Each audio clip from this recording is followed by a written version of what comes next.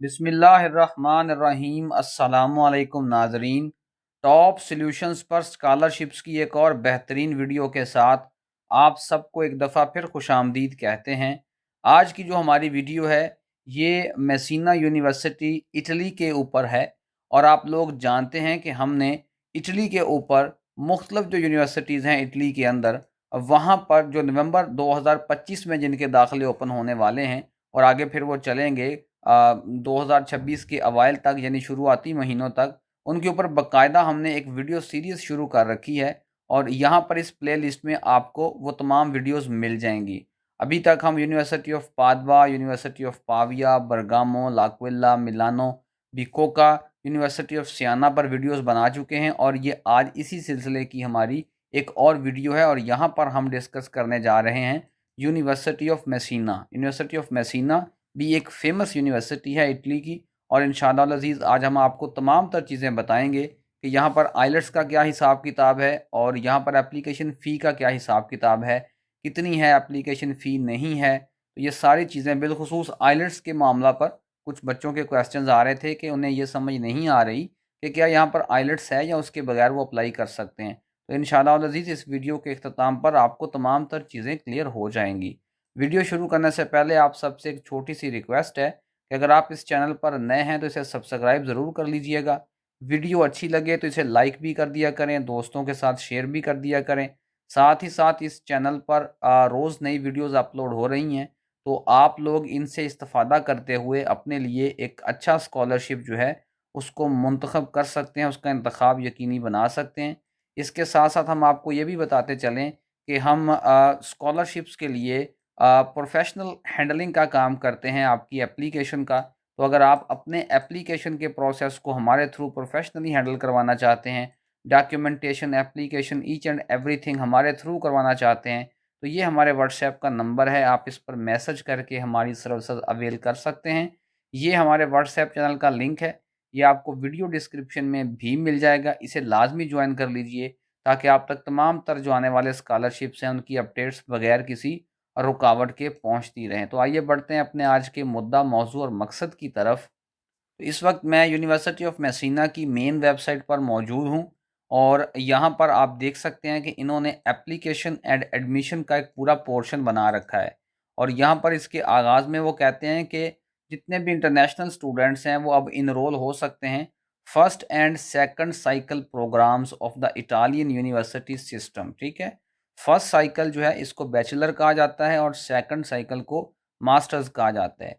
तो इस वक्त जो है यूनिवर्सिटी ऑफ मेसीना इटली की चंद उन यूनिवर्सिटीज़ में शामिल है जो कि अंग्रेज़ी ज़ुबान में आपको बैचलर के प्रोग्राम भी ऑफ़र कर रही है। ठीक है, और ये चंद एक यूनिवर्सिटीज़ ही हैं जो इस वक्त बैचलर प्रोग्राम ऑफ़र कर रही हैं और कर भी इंग्लिश में रही हैं। वो हम सारा आपको इंशाअल्लाह अज़ीज़ आगे दिखाते हैं।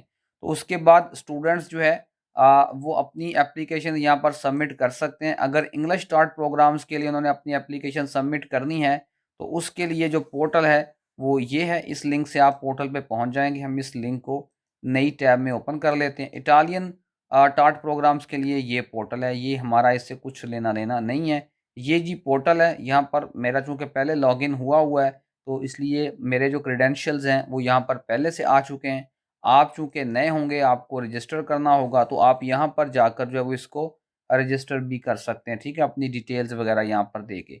बहरहाल अब अगर हम नीचे आते हैं तो यहाँ पर उन्होंने लिखा हुआ है कि आप 2 प्रोग्राम्स के लिए जो है वो 2 डिफरेंट प्रोग्राम्स के लिए अपनी जो है वो एप्लीकेशन जो है वो दे सकते हैं। ठीक है, मैक्सिमम 2 प्रोग्राम्स के लिए आप दे सकते हैं। ये भी आप पे डिपेंड करता है कि दोनों आप इंग्लिश मीडियम प्रोग्राम्स के लिए देना चाहते हैं या एक इंग्लिश, एक इटालियन या दोनों इटालियन। ठीक है, वो आप पे डिपेंड करता है।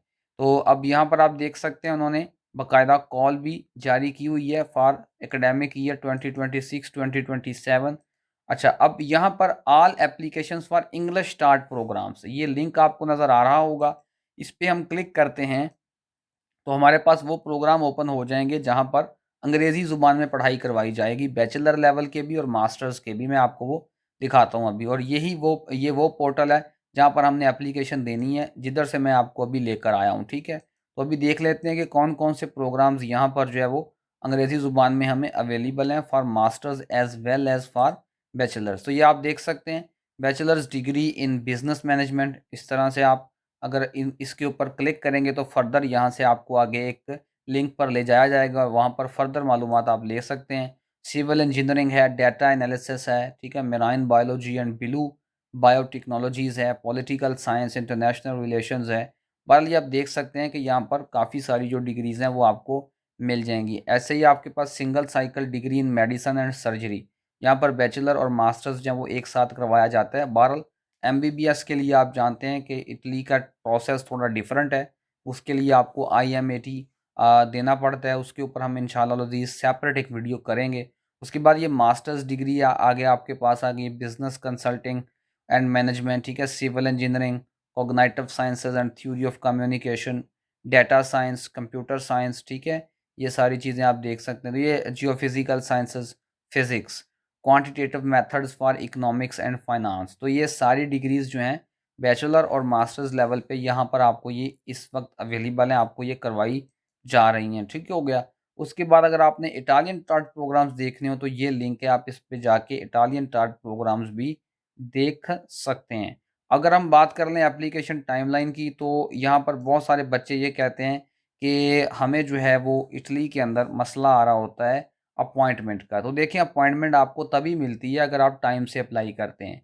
अगर आप लेट अप्लाई करेंगे फिर उसके बाद आपको जो है ना वो अपॉइंटमेंट का मसला बन जाता है, ठीक है, रश बढ़ जाता है और इसके साथ-साथ फिर पीएचडी के लिए जो है वो प्रोसेस शुरू हो जाता है एप्लीकेशंस का, तो फिर ज़ाहिर-सी बात है जिन्होंने अपॉइंटमेंट देनी है उनकी मसरूफियत भी बढ़ जाती है। तो आपके chances of getting an appointment वो कम हो जाते हैं, तो आप टाइम से अप्लाई करें। ये देख सकते हैं फर्स्ट कॉल पे उन्होंने लिखा हुआ है अर्ली बर्ड, ठीक है। वो खुद ये बता रहे हैं कि भई ये पहली जो प्रायोरिटी में लोग अप्लाई करेंगे ये वो लोग होंगे, अर्ली बर्ड्स होंगे वो।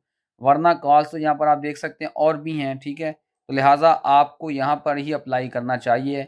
ये तमाम नॉन यूरोपियन यूनियन कैंडिडेट्स के लिए हैं जिनको स्टडी वीज़ा रिक्वायर्ड होता है और पाकिस्तानी इसी कैटेगरी में फ़ॉल करते हैं, ठीक है। और उसके बाद यहाँ पर अगर हम टाइम देख लें तो ये नवंबर 24 से शुरू हुआ है एप्लीकेशंस की वसूली का सिलसिला और आज नवंबर की 26 तारीख है, अभी 2 दिन हुए हैं और दिसंबर की 22 तारीख तक ये चलना है। तो गोया अभी आपके पास 1 महीना तकरीबन 28-29 दिन हैं, तो आप यहाँ पर अप्लाई कर सकते हैं, ठीक है। उसके बाद जहाँ तक रही बात एप्लीकेशन फ़ी की, तो हम यहाँ पर देख लेते हैं।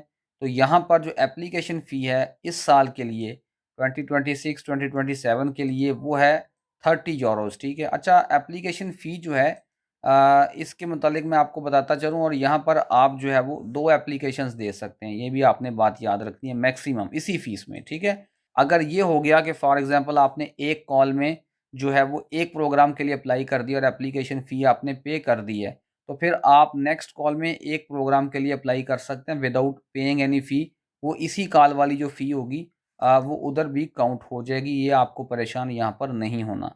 अच्छा एप्लीकेशन फ़ी का कुछ इस तरीके से है कि देखें अब इटली में पहले पिछले सालों में बहुत सारी यूनिवर्सिटीज़ ऐसी थी जो कि बगैर एप्लीकेशन फ़ी के अप्लाई करने की परमिशन देती थी।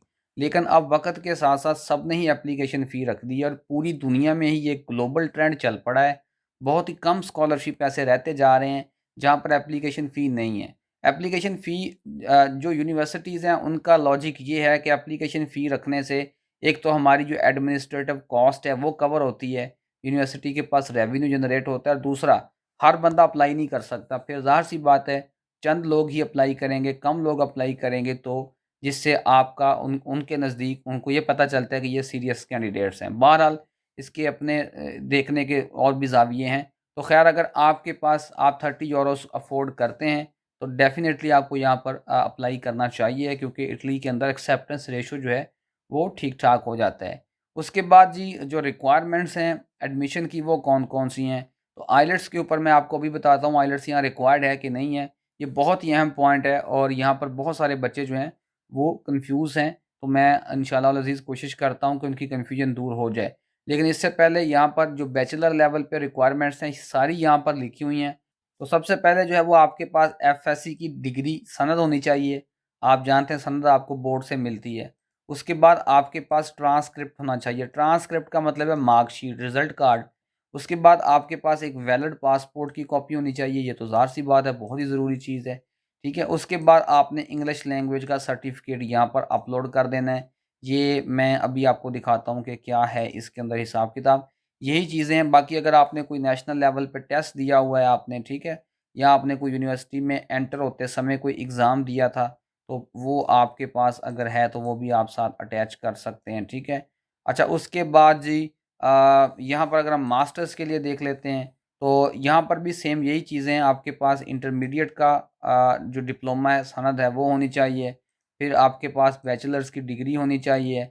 बैचलर्स का आपके पास ट्रांसक्रिप्ट भी होना चाहिए, पासपोर्ट होना चाहिए, और नेक्स्ट चीज़ जो है वो आपके पास इंग्लिश लैंग्वेज का सर्टिफ़िकेट होना चाहिए। तो आइए अब हम इसकी तरफ बढ़ते हैं और देखते हैं कि यहाँ पर क्या-क्या चीज़ें हैं। तो देखिए, उन्होंने लिखा हुआ है कि तमाम प्रोग्राम्स जो कि अंग्रेज़ी ज़ुबान में पढ़ाए जाएँगे, ठीक है? क्योंकि हम डेफ़िनेट सी बात है इंग्लिश की तरफ ही जाएँगे। तो आपने कौन-सा लेवल ऑफ इंग्लिश अपना शो करना है? B2 लेवल, ठीक है? यहाँ पर कैटेगोरिकली मेंशन्ड है। B2 लेवल जो है वो कैसे आप ज़ाहिर कर सकते हैं? उसके लिए उन्होंने कुछ सर्टिफ़िकेट्स यहाँ पर एनलिस्ट किए हुए हैं। आइलेट्स फॉर एग्ज़ाम्पल जब 5.5 है मिनिमम, तो ये कोई इतना बड़ा स्कोर नहीं है, ठीक है? टोएफल वगैरह का आप सारा देख सकते हैं। अच्छा, अब रही बात कि किन लोगों को ये जो न इंग्लिश लैंग्वेज प्रोफिशिएंसी सर्टिफ़िकेट हैं, उनसे छुटकारा किन लोगों को यहाँ पर हासिल है? तो उन्होंने लिखा हुआ है कि the following categories are exempt from providing an international English certificate. इन लोगों को कोई ज़रूरत नहीं है कि वो ये आइलेट्स वगैरह यहाँ पर प्रोवाइड करें उसका सर्टिफ़िकेट। सबसे पहले वो लोग जो कि नेटिव इंग्लिश स्पीकिंग स्टूडेंट्स हैं, यानी कि ऐसे लोग जो उन कंट्रीज़ से आ रहे हैं, जहाँ पर इंग्लिश जो है उसको एज़ अ नेटिव लैंग्वेज जो है वो बोला जाता है। तो ये सारी उन्होंने टेरिटरीज़ लिखी हुई हैं, ठीक हो गया? यहाँ पर पाकिस्तान शामिल नहीं है।